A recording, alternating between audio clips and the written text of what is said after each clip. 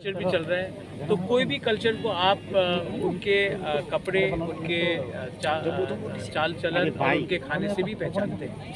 तो इसीलिए हमने ये आयोजन किया है और आने वाले दिन में हम लोकल तिपरासा फूड को और भी अच्छी तरीके से पॉपुलर करने की कोशिश करेंगे। सर, आपको क्या लगता है ये लोगों को, जो न्यू जनरेशन है, उसको अपने ट्रेडिशनल फूड के बारे में पहचान देना, और दूसरे ये बिजनेस सेक्टर भी हो सकता है, क्या कहना चाहेंगे इसके बारे में?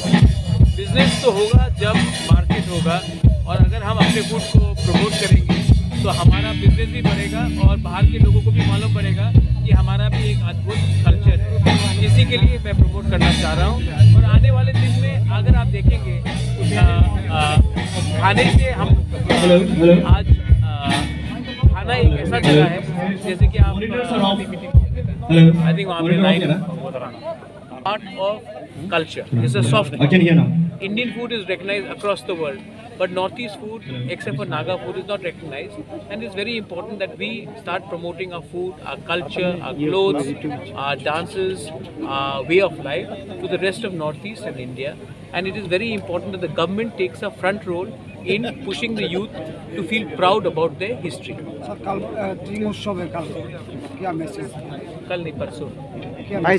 किस तरह आइडिया है कि मैसेज क्या है कि कोरोना के साथ ये साल बहुत ख़राब गया है और सब लोगों का बिजनेस गया है।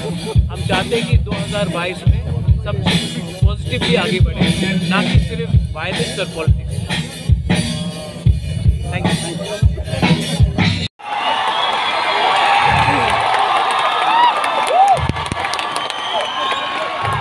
If you can just say Khulumkha Tiprasa, we'll all be very happy.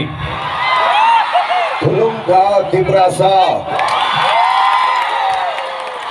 Hambai.